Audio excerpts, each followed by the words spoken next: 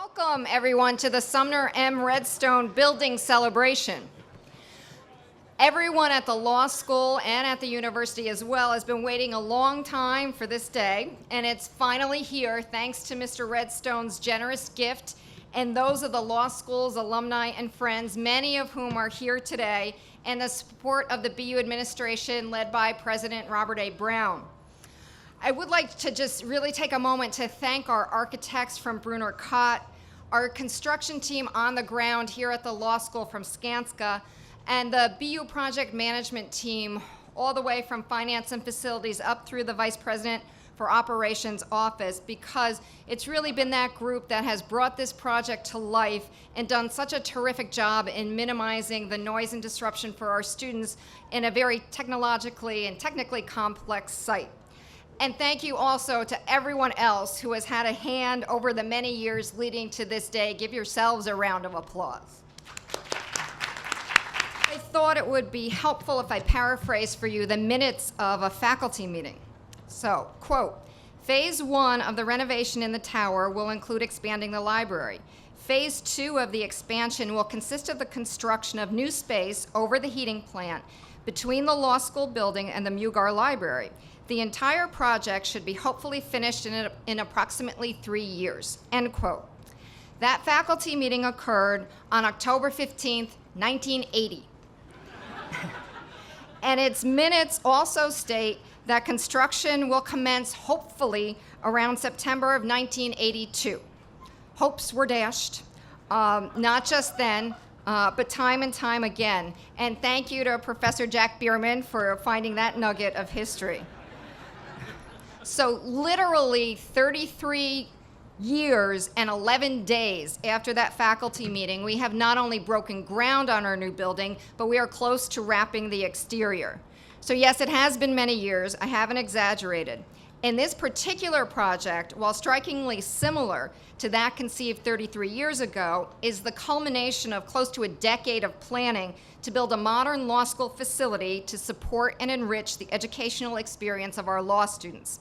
As you saw from the video and the materials on your chairs, the Redstone Building is student-centric, housing most of our classrooms, expanded study space, and new facilities to support our clinical, transactional, and professional training programs.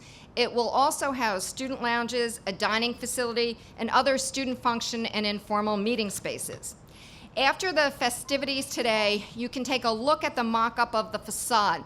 It's located on the right of the tower, and I will just say that it is not concrete. Thank you very much and welcome. We're here today to celebrate the delayed groundbreaking, but a transformational event in the law school's history, and it is transformational for 3 reasons. First, we have the largest single gift in the law school's history, one of the largest in the university's history, and it is reflective of a commitment of alumni and friends of the university reaffirming the quality and excellent attributes of the law school. I think Maureen understates it when she says that what we stand for is the Constitution and the rule of law. I can speak from very personal experience over the last several years that there's nothing more important in our society than those 2 principles, because many times people in positions of power forget them all too often. Second, it is transformational because the university, writ large, has made a statement. The university did not say, raise the money first and then we will break ground. The university said, we will partner with you and we will break ground on this schedule, and hopefully you will raise the money. We've achieved 58% of our goal. We're about halfway through the campaign. I believe we will achieve our goal, and many of you we have to thank for it, particularly Mr. Redstone and the people at Viacom. And third, it is transformational for many of us in a very personal sense. When I was here in the 1970s, we talked about the rumors of a new building. And here we are, some 30-some years later, and the building is arising. Maureen told a story over at the law school lunch today about a faculty member who came in to her office and said, I thought I'd die before I saw a new building. And his hope has now been answered. And so as a lifelong Cubs fan, if we can build a new building here at BU, I believe that in my lifetime we will actually see the World Series. I'm not saying we'll win, but we'll see it. Thank you very much, and thank you all for coming. My property students will be pleased to know that the building did vest within Lives in Being and 21 years. I'm here to play Sumner Redstone and very honored and privileged to read his message to you. Dear President Brown, Dean O'Rourke, distinguished alumni and guests, I'm sorry I could not be there to celebrate with you today. It would have been a great pleasure to personally see the progress being made since I last visited Boston University. But while I have been away, rest assured that my winged emissary, Redstone the Hawk, has been keeping tags on the project for me. It is indeed a thrill to continue my long association with one of the world's finest educational institutions. From the earliest days when I taught entertainment law, I saw firsthand the vigorous academic achievement and legal scholarship that thrives on this campus. While I sat on the other side of the classroom, I too was uplifted and inspired by the passion for learning that I witnessed. This alumni reunion weekend, during this weekend, you will catch up with old friends and make some new ones and reminiscing about your old school days. As you do, be glad to know that students for years to come will enjoy the same great experiences and discover the challenges and excitement of the world of law just as we did years ago. That is what truly brings us together today, a shared appreciation of Boston University, grounded in our admiration for this university's wonderful and enduring atmosphere of learning and a spirit of community. It is my hope that these fine attributes will flourish within the Redstone Building and that it will inspire academic excellence in all those who walk its halls. Warmest regards, Sumner Redstone. Let me just pause and just in 30 seconds, however, describe one thing about Sumner that does not appear in any of his biographies. All of his biographies talk of his intellect, of his Herculean efforts in building Viacom into being the media giant that it is. But in lyrical phrase, we can state one of Sumner's most important qualities. And the poem reads as follows: I sought my God, but my God I could not see. I sought my soul, but my soul eluded me. I sought my brother, and I found all three. This gift reflects Sumner's constantly seeking out to satisfy the needs of others. Bless you, Sumner. Community. That is the word that perfectly captures my experience at BU Law. When I first came to law school, I never imagined I would find the kind of community that has supported me through what is supposed to be the most difficult academic years of my life. From the moment I entered the Law Tower, I knew that this experience wasn't going to be anything like the horror stories that lawyers love to tell incoming students. We all work hard, we all spend countless hours in the library, and we all get a little crazy around finals. But we all make great friends, and we all contribute to our wonderfully diverse and welcoming community. I've spent just a little over a year thus far at BU, but I already feel like I have made friendships that will last a lifetime. Law school is such an intense and stressful time, one that could lend itself to either fierce competitiveness or intense bonding. Luckily for us, the BU community embraces the latter. We have such a unique and strong community. It is nearly impossible to walk through the tower without being greeted by the friendly hellos of classmates, professors, and administrators. While we often complain about the tower is our home. It's the home that houses the community that supports us through 3 years, which simultaneously feel like a lifetime and go by in an instant. When I think about how close we are now, how strong our community is, I can't help but marvel at the strength we will have in the new Sumner M Redstone building. With the new horizontal design, we will have so much more space to gather together as a community. Our community will flourish with the new study spaces and gathering areas, giving us even more room to interact and engage with one another. We will also benefit greatly from the new state-of-the-art classrooms. The new building will give us the opportunity to strengthen our community academically, bringing our already prestigious reputation to new heights. I feel so lucky to be a part of the class of 2015 because I know that I will have the chance to reap the benefits of the building in my 3L year.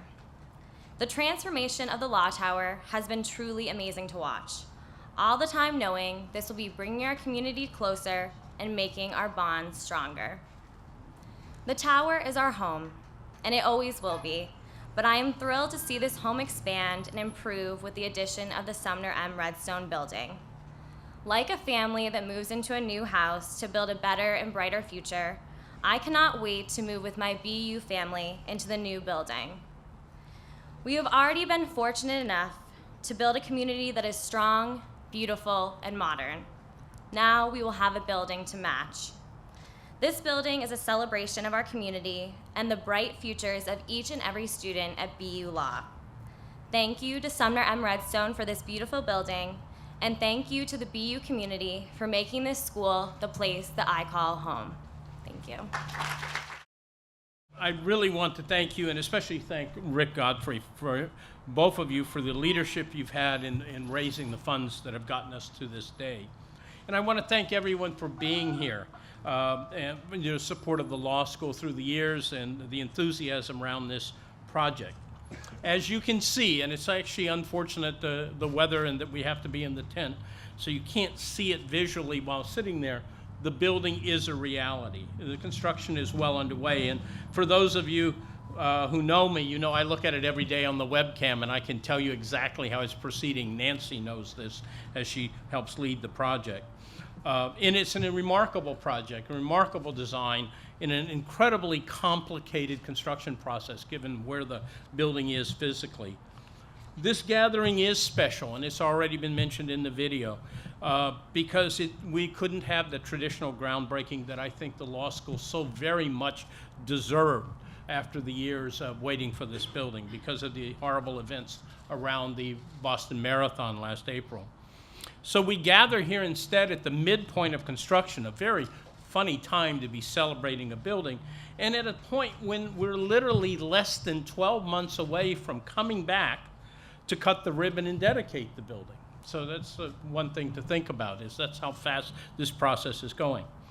There is some actually good news about this for some of the people in the room, because I suspect there are people here who came here just to figure out if it really was finally real, right?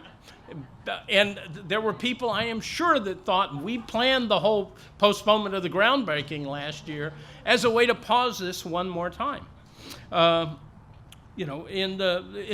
People have said to me in the years I've been president, the skeptics have said that the law school building and renewal of the campus was always going to be in the future of the university.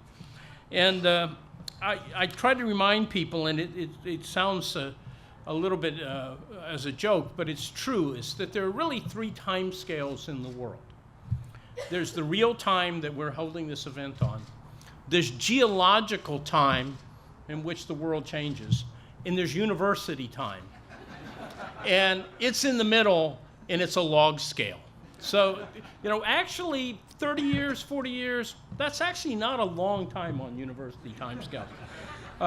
But I really don't blame the skeptics after the countless false starts and designs. I actually have a collector's set, and I'm sure Bill has one too, of all the designs of the law school. And someday we should actually give them to the Gottlieb as something in the archives.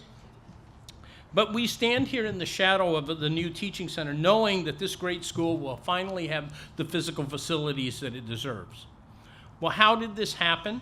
Maureen said that as a result of our 2006 strategic planning process of the university, we made a goal of that process to renew the facilities of the law school. Why? Because it's one of our very top professional schools. and it was badly in need of this. She made the case. The law alumni made the case. And secondly, because it's one of our very top schools, we have to do what we need to keep it where it is. Now, why does that endorsement matter? And I think this is an important thing for people in the Boston University community, is because we developed through that planning process what I'd sense as I call a sense of common cause. That because of the way we do financing on the Charles River campus, we're able to, at the end of each year, hold back some money. We call them reserves. It used to be called profit, but they're really reserves, and take those funds and reinvest them in the institution to do good things. If you go down Bay State Road and you see the Center for Student Services, that was really the first major investment we made through this process because of the critical need for student services to enhance the education of our undergraduates. And it's having really transformational effects. We said to the law school that we would allocate those kinds of funds to them if the law alums came through and put together a campaign that would help us pay for the new teaching center. And they did. You did. And I really want to take this opportunity to thank Dean Maureen O'Rourke, because she took that challenge on, and working with you got us here. Congratulations, Maureen.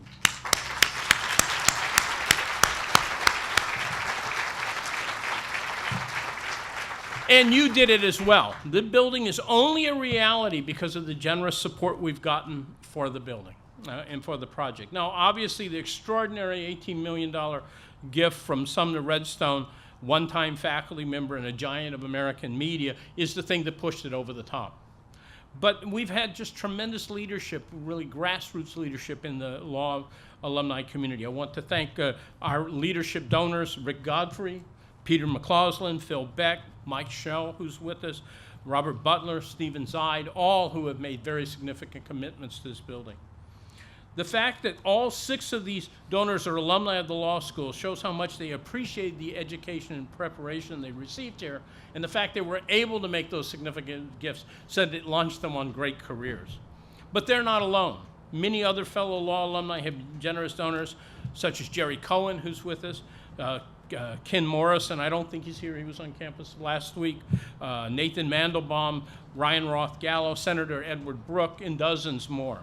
The total building fund for the law school right now stands at a little over $35 million raised for this project, which is the largest grassroots project or academic project in the history of the institution in terms of fundraising. And I hope you'll take pride in what has happened. Now, we expect that because of this, we can do an even better job at training the attorneys of the future. And I think Meghan made an outstanding case for this. We have outstanding faculty and spectacular, highly motivated students. We see year in, year out, our faculty ranked among the best in the country by the Princeton Review. I think this year, again, they were ranked #1 as a faculty. Even with the constraints of the Law Tower, we rank in the top 10 in the category of classroom experience. That's phenomenal if you've been in those classrooms, right? I can only imagine what those rankings will do. Maureen, you got to deliver once we have the new space in the Redstone Building. Now, I think when we look at this and all the renovations are done and the Law Tower is reoccupied, we have to have some words of affection about the Law Tower because it's going to be with us for a very long time. It's a historical building. It's part of Boston. It's part of the BU skyline, probably the most prominent piece of the BU skyline in the heart of our campus. And some people, I've actually met some of these people, think it's a beautiful example of a modernist architecture. I don't think anyone in the room will raise their hand. But anyone who has used that building finds that its small floor plate and vertical layout makes it challenging for all the things an educational institution does. It's just phenomenal that the building was built for the purpose for which it's used. And beside that, it is aging inside and out. And if we do get our money worth out of buildings, this BU is tight that way. And if you go in that building, I am sure even our most senior graduates can find a piece of furniture they sat in when they were here. But I think what Meghan said is really right on the mark, is that the space is not conducive to the way people learn. It's about having that space where students can learn from each other, because with all due respect for the faculty, they learn at least as much there as they learn in the classrooms. The addition of the Redstone Building will not only give us wonderful classrooms, but it will give us that kind of space for collaboration and study that we so desperately need for the quality of students in the school. And we will solve the problem that classes will no longer be delayed by going up and down the elevators. But there is a downside of that, because I almost thought about it, but I'm not going to ask for a show of hands, of how many people dated someone they met waiting for an elevator in that building. Because I think it would be a not insignificant number of people. So this is going to be a real interesting social issue going forward for the law school. We've got to replace that mixer. Again, I want to thank you for your outstanding support and generosity in making this wonderful building possible and helping us keep the law school one of the preeminent law schools in the country. Thank you.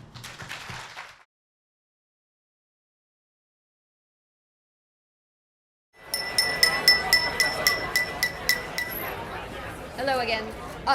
So I hope everyone had a chance to get a flute of champagne or a glass of apple juice. And please stay for a while, enjoy the refreshments. But our official conclusion of the ceremony will be a short toast. And really, we just want to say, here's to raise a glass to Mr. Redstone and all of our benefactors, to the notion of a building actually rising on the banks of the Charles to house our law school, and to not having to talk about our facility for the next 50 years. Cheers.